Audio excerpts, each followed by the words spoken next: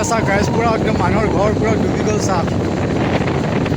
চ' guys পানী কিমান চাব পাৰে আপোনালোকে, এইফালে চাওক কিমান মাছ মৰা মানুহ পুৰা ব্যস্ত হৈ আছে আৰু চাৰিও চাইডে একদম পুৰা মানে পানীয়ে পানী, মানে পানী নেকি আগতে মানে অভাৱ হৈ আছিলে, যিহেতু মানে কি বুলি ক'ম ভেকুলী বিয়া আৰু পূজা পাতল কৰি পিনে মানুহবিলাক মানে পুৰা তৎপনাই আছিলে। তো এতিয়া মানে পানীৰ ইমানে পৰিমাণটো বেছি হৈ গৈছে যে গাইজ একদম মানে ৰাস্তা দিগেও পানী গৈছে।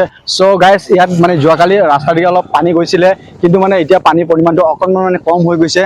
তো সেইফালে চাব পাৰে কিমান পানী চাওক। এইফালে চাওক বাইদেউসকলে পুৰা মাছ ধৰাত পুৰা ব্যস্ত হৈ আছে আৰু এইফালে আমাৰ দাদাহঁতে চাওক পুৰা মাছ ধৰাৰ পুৰা ব্যস্ত হৈছে।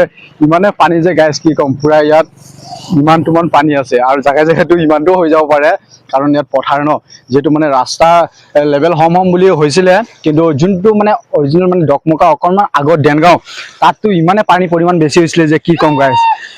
এইফালে চাওক দাদা এজনে পুৰা চিঞৰি দিছে, মাছ পাইছে নে? কিমান পালে?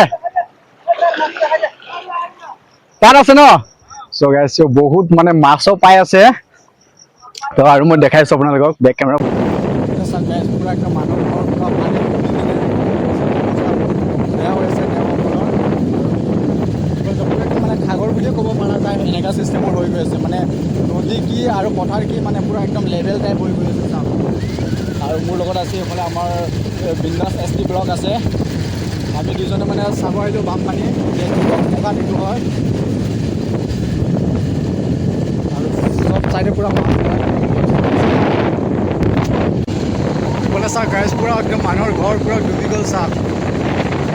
বহুত মানে বেয়া অৱস্থাত আছে তেওঁলোকৰ চাওক। চব চাইডে পুৰা পানীয়ে পানী পুৰা একদম সাগৰৰ নিচিনা হৈ গৈছে আৰু মানুহৰ এইফালে চাওক কঠীয়া পেলা আছিলে, কঠীয়াও পুৰা ডুবি গ'ল।